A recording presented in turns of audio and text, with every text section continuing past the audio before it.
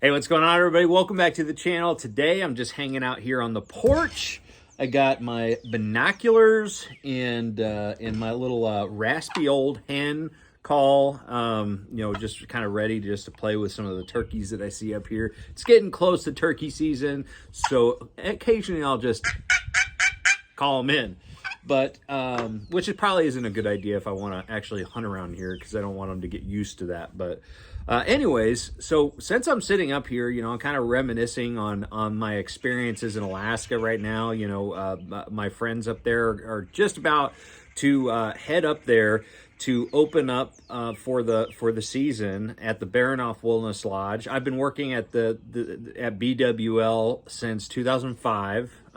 If you guys have been watching me, you know that I go up there and guide up there. The night I graduated high school, I actually flew up to Alaska for the very first time and started my first season up there. So working at the Burghoff Wilderness Lodge and guiding for halibut and salmon and all the other species up there, I never thought that there would be any parallels other than you're out on the water and you're catching fish to bass fishing.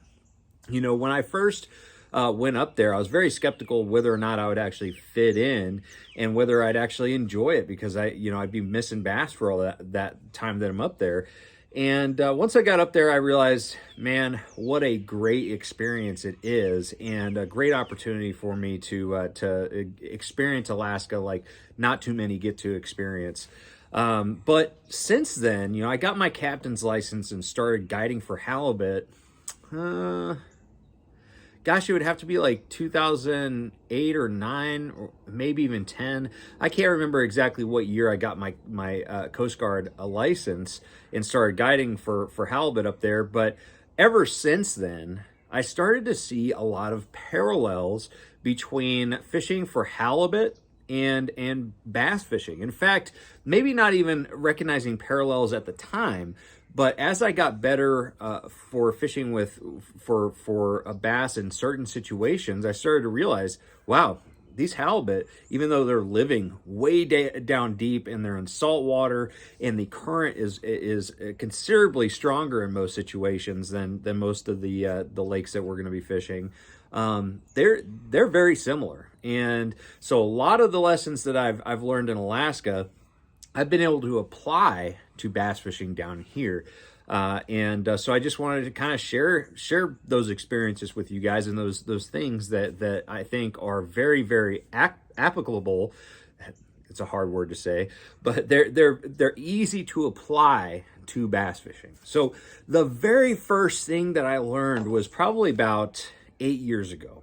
Okay, so 8 years ago, those old GoPro cameras that, weren't waterproof themselves. The actual camera was not waterproof. You had to put it in a clear plastic waterproof case. Okay, I think it was like GoPro Hero 2 that I had or something like that. I remember one summer I just decided I had this like clamp mount, and I was just like, I'm gonna put this on, clamp this onto the downrigger ball, or clamp it onto one of the rockfish release mechanisms. They didn't have a weight on, or a bait or a hook on it, but while my guests were fishing, I could drop that down and see what's down there. And so I clamped this thing on there, and the amazing thing was I didn't really expect to get any good footage, because I'm like, man, after the first 40 feet, there's probably no visibility at all. But to my surprise, and I'm going to put some clips of some of the video that I took in the screen. In fact, the first clip I'm going to show you guys is in 90 feet of water. We are trolling in 90 feet of water. And as you can see, this halibut is coming up to the camera, just kind of curious and inspecting. But it looks like we're in 20 feet of water. So the amount of light penetration that gets down to the deepest depths is pretty surprising to me. So that was like one of the first things that I learned, and I learned it through throwing that GoPro down there, is that there is so much more light penetration than we would think in deeper depth. So the fish are able to use their sense of sight a lot easier than I would have ever thought. And halibut are well, they're well adapted to deeper water and lower light or lower visibility situations. I think that they can see way better than bass in general. And so they may be a little bit more well adapted, but I was very surprised to see how bright it was. So the first clip, 90 feet of water, and the second clip I'm going to show you right now, it's going to be really, really hard to see, but I've edited it so you can see it a little bit better. But this is in 175 feet of water. No external lights, nothing that could help the camera, gather light. Very surprised at how well the GoPro actually gathered light down here.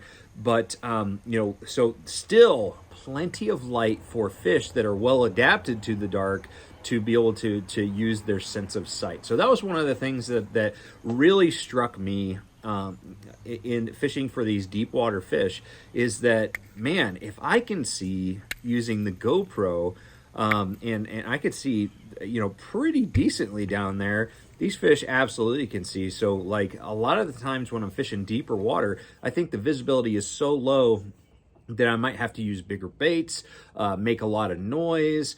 And really what I learned that summer dropping that camera down was that, man, you really don't need to adjust all that much for any reasonable depth. In bass fishing, I think the deepest I've ever caught a bass is probably around that 70 or 80 foot range. I've caught smallmouth on Lake Champlain down to 60 something feet, and I think I caught spots on Lake Orville in California way down into that 80, maybe even touching 90 foot range. So bass can definitely see down there as long as you have good water clarity. That's one thing we have in Alaska most of the time is, as long as you don't have like an influx of dirtier water from like a huge rain or something like that, usually you've got pretty clear water. But we have a lot of fisheries like that do have that kind of clarity, especially up north. The other thing that I learned halibut fishing, and I've actually relearned this in bass fishing with the advent of forward-facing sonar, is how many fish are actually down there on the bottom, even though you're not getting bites. And this kind of has to do with my second point, which is all about timing. In bass fishing, it seems like I'm always moving really fast. So I assume that if in most situations, if I start getting bit, it's because I've moved areas or changed baits. But in Alaska, I realized real early on that my tendency to move water and just cover a lot of water was very, very feast or famine, let's just say. I had a lot of really tough days out there, guiding out there, because I'd want to constantly want to pull anchor and go to another spot if things weren't going my way. But as I get more and more seasoned up there, I start to realize that the best way to catch these fish is to make sure you're in a good area and make sure that your timing is right, corresponding with the tide, which we'll be talking about current and tide next. But it's all about timing. And so in Alaska, I started to realize as long as I was on a good waypoint, and anchored up on a good waypoint, all I had to really do was just be very, very patient most of the time. Very few instances nowadays where I actually have to pull the anchor and move to another spot. The only time I usually have to do that now is during a really, really tough bite, like high current situation. Maybe the wind picks up and it's kind of pitching us kind of weird, and or maybe we drag anchor or something like that. Those are really the only times that I really need to pull the anchor and reset somewhere else. But and that patience that I learned up there in Alaska, where I started to really focus on how important timing was, really applied to bass fishing, because like I said, like I started this out with, in bass fishing, if I'm not getting bit, I'm just assuming there's no fish in the area. And I'm just I'm just not in the right area or throwing the right thing. So I just keep on moving or keep on trying something different. However, my experiences in Alaska have taught me, if there are fish in an area, be very, very cognizant of timing. If they're not biting now, doesn't necessarily mean you should stay in one spot for the entire day until they start, eating.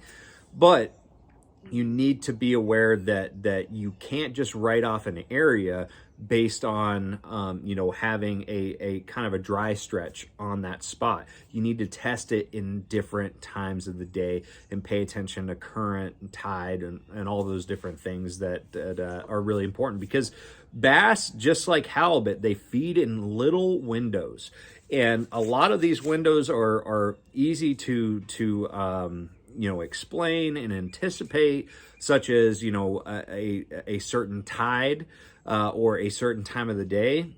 And other times it's really hard to guess when those fish are actually going to be willing to bite. But there is a bite window that presents itself pretty much anytime you're fishing around, a school of fish that is there. So that was another thing that halibut taught me up there, is patience. Be patient. If you're on a good area, if you're on a good waypoint, it's not a matter of if, it's a matter of when they'll bite. And so, and that has served me well over the years in tournament fishing for sure. And then finally, the next thing also relates to timing, but it's all about current and tides. So, and again, this really is tightly, tied to timing. But tide is definitely a timing thing, because you've got tides coming in and out. Certain times of the days you got slack, and those fish are biting during certain times of the tide and also certain tides. So, like for instance, in Alaska, the strongest tides are when the fish bite the least, and the smallest tides, in Alaska, a strong tide is like a 20-foot tide swing. So every 6 hours, it's rising and dropping, 20 feet. But, some of the best times are when there's only 5, 6, 7 feet of water moving. So I'm not 100% sure if that's the same thing with bass fishing, because it's all relative, right? In bass fishing, a smaller tide, there's not a lot of current moving. So I actually don't think that it's corresponding quite as well, because at least in Alaska, when you only have 7 foot of water moving, that's still a lot of current, a lot of a good movement that the water is going through. And so I think that up north, the best tides are the smallest tides. I think for bass fishing, it could be kind of the moderate or larger tides, but I'm not an expert at tidal fishing, honestly. It's one of my weakest points.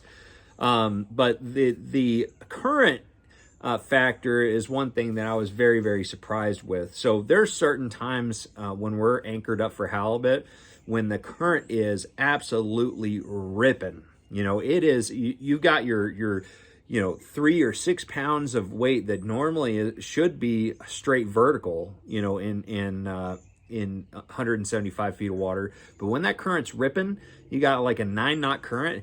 The lines are pitched like this. It's almost like you're trolling out there. It actually becomes pretty scary when you're anchored up and your anchor line is humming. It's like zzz. There's so much current moving.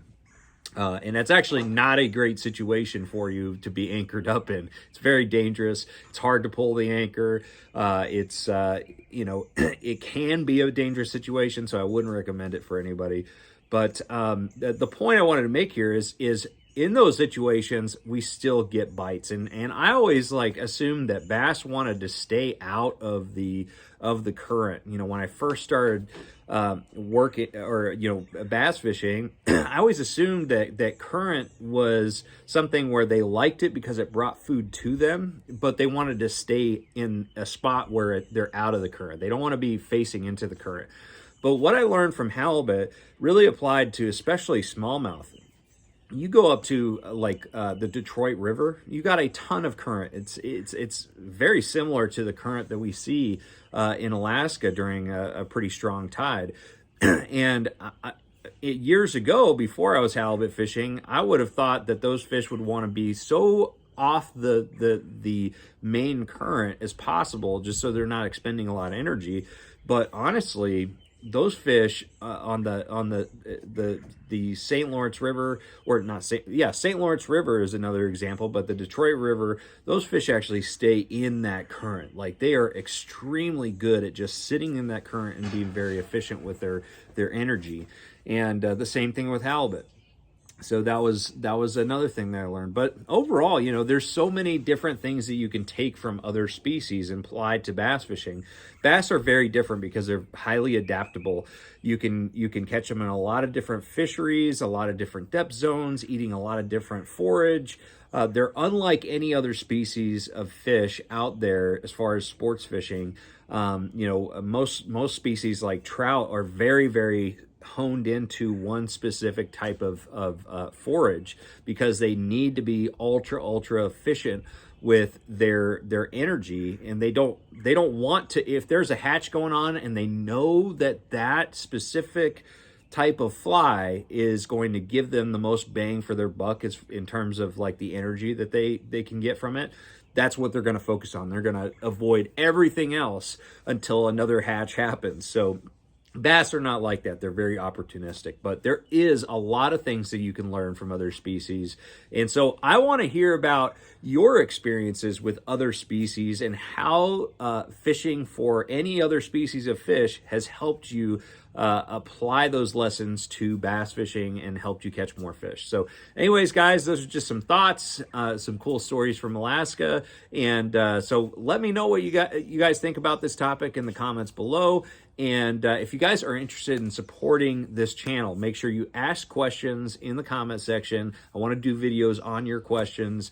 And also make sure that you hit that subscribe button. It means a lot to me. We just hit 10,000 subscribers last week, and we're growing very, very fast. So I want you as part of this community on Sonar Fishing. So thank you guys so much for watching. Make sure you like, share, subscribe.